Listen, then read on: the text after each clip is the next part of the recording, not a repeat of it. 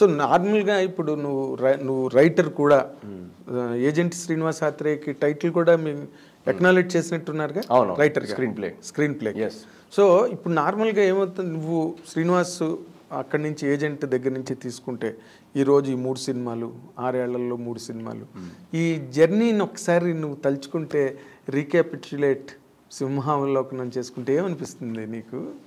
చాలా నాకు యాక్చువల్గా బాక్స్ ఆఫీస్ సక్సెస్ కంటే ఆ జర్నీ ఎక్కువ గుర్తుంది. ఓకే, ఎందుకంటే ఆ జర్నీలో ఆ హార్డ్ వర్క్ ఉంటుంది, ఆ జర్నీలో మనకి పర్సనల్ మూమెంట్స్ చాలా ఉంటాయి, ట్రావెల్ ఉంటుంది డైరెక్టర్ తోటి. ఇప్పుడు స్వరూప్తో కానీ అనుదీప్తో కానీ మహేష్తో కానీ ఒక ట్రావెల్ ఇయర్స్. అంటే నాకు ఎలా అంటే నేను సినిమా షూట్ చేసేటప్పుడు చాలాసార్లు చెప్పాను ఇది, ఇంట్లో వాళ్ళ ఫోన్లు కూడా ఎత్తా. ఆ సినిమా ఒక సినిమా ఒప్పుకున్న తర్వాత అది రిలీజ్ అయ్యేదాకా ఆ పీరియడ్ ఏదైతే ఉంటుందో ఫంక్షన్స్కి వెళ్ళను, ఫ్రెండ్స్ని కలవను, ఇంట్లో వాళ్ళ ఫోన్లు ఎత్తను. అసలు complete only person that I talk to is my director and my writers. అంతే. సో వాళ్ళతో నాకు ఒక పర్సనల్ బాండ్ ఏర్పడుతుంది, ఎందుకంటే అంత టైం స్పెండ్ చేస్తాను కదా వాళ్ళతోటి. సో నా ఫోన్లో డైల్ లిస్ట్లో చూస్తే కనుక అన్ని మహేషే కనిపిస్తాయి మీకు లాస్ట్ 2 years నుంచి. సో మెసేజెస్ కూడా అన్నీ ఉంటాయి, వాట్సాప్ కాన్వర్జేషన్స్ ఏది చూసినా మీరు ఓన్లీ మహేష్ ఉంటుంది. దాని ముందు జాతిరత్నాల టైంలో మీరు నన్ను కాంటాక్ట్ చేసిన ఫోన్ దాని ముందు ఏజెంట్ టైంలో స్వరూప్. సో ఇలాంటి ఒక పర్సనల్ జర్నీ ఉంటుంది నాకు వాళ్ళతో. సో మా ఇంట్లో వాళ్ళు అందుకే ఈ డైరెక్టర్ పేరు వినగానే వాళ్ళు ఇంకా అయిపోయి ఇంకా నెక్స్ట్ 2 years ఈ ఓన్లీ ఇది ఒకటే, ఇంకా వేరే పేరు ఉండదు వీడి లైఫ్లో అని. సో అంత నేను ఎంజాయ్ చేస్తాను ఆ ప్రాసెస్. ఆ ఫిల్మ్ యాక్సెప్ట్ చేసిన దగ్గర నుండి దాని execution final morning Prasad show దాకా ఆ జర్నీ ఉంటుంది. ఓకే, నాకు ఇప్పుడు గుర్తున్నది కూడా ఆ జర్నీయే.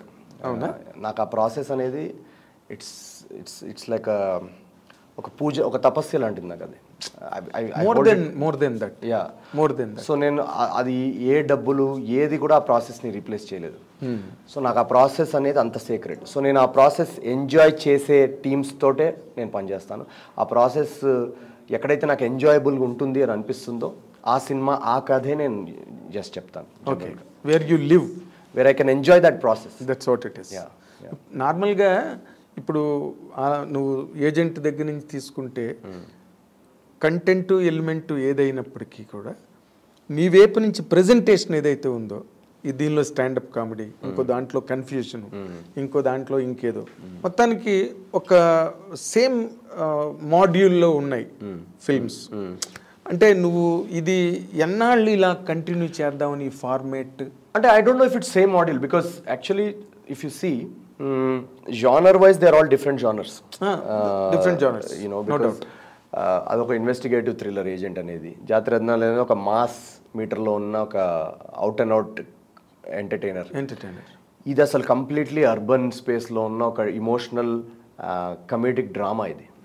సో జానర్ వైజ్ యాక్చువల్గా మూడు different and roles wise also I feel all 3 are different. Humour angle ఉండడం అనేది common, but otherwise dramatic beat points కానీ, క్యారెక్టర్ ఆర్క్స్ కానీ, క్యారెక్టర్ బిహేవియర్స్ కానీ అవన్నీ డిఫరెంట్ అంటే 100% there is no. అందుకే ఈరోజు ఆడియన్స్ అరే వీడు ఏ క్యారెక్టర్ అన్నా చేయగలుగుతాడనే పేరు వచ్చిందంటే, నువ్వు ఇందాక మొదట్లో కూడా మాట అన్నావు, ఇది నేను ఏ క్యారెక్టర్ అయినా నేను చేయగలను అన్న కాన్ఫిడెన్స్ వచ్చింది ఈ సినిమాతో.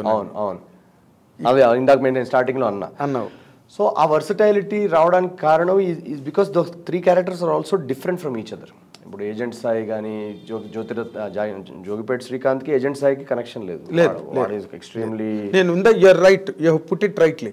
హ్యూమర్ యాంగిల్ అన్నది కామన్ అంతే తప్ప జానర్స్ వేరు, క్యారెక్టర్ ఆర్క్స్ వేరు, క్యారెక్టర్ కావాల్సిన performance. But what you really serve the audience is humour, is through humour is one of the tools. Through humour. అది ఎందుకంటే నాకు రాజు హిరాని గారి స్టైల్ ఆఫ్ ఫిల్మ్ మేకింగ్ చాలా ఇష్టం. ఓకే, సో ఆయన నేను చాలా ఐడలైజ్ చేస్తాను, ఎందుకంటే ఆయన ఏ కథ చెప్పినా ఈ హ్యూమర్ అనేది కామన్. ఓకే, మీరు ఆయన ఏ సినిమాని తీసుకోండి, లగేరో మున్నాబాయ్, 3 Idiots, పీకే, అన్నిట్లో హ్యూమర్ ఉంది. అవును. సో మీరు రాజు రాణి గారిని కూడా ఈ క్వశ్చన్ అడగాలి, సేమ్ మాడ్యూలా అని, ఎందుకంటే అది కొంతమందికి ఆ కథ చెప్పే విధానంలో ఆ హ్యూమర్ అనేది ఎక్సైట్ అవుతారు.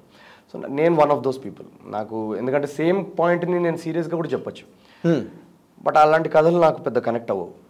ఆడియన్స్కి ఏంటంటే టికెట్కి ఒక పైసా వసూలైందిరా అన్న ఫీలింగ్ రావాలి, అట్ ద సేమ్ టైం మనం చెప్పిన కథ కూడా వాళ్ళు రిసీవ్ చేసుకోగలగాలి. దానికి హ్యూమర్ అనేది ఒక గ్రేట్ టూల్ అని నేను నమ్ముతాను. There is no doubt. So అందుకే ఆ హ్యూమర్ అనేది కామన్ ఎలిమెంట్ కనిపిస్తుంది. బట్ అలా ఈ సినిమావే తీసుకుంటే కనుక నువ్వు ఫస్ట్ హాఫ్ అంతా నువ్వు పండించిన హ్యూమర్ ఏదైతే ఉందో అది లైఫ్ ఈ సినిమాకి. Nobody else can do that. Thank you sir. Nobody else. నువ్వు కాకపోతే first half dead and finally cinema is dead. నువ్వు you have enlivened the film through your histrionics, qualitative histrionics. That is for sure. Any critic should accept this, and that what has been exactly written in all the websites of the film's release. No, definitely మా team అందరూ effort అది. Of course.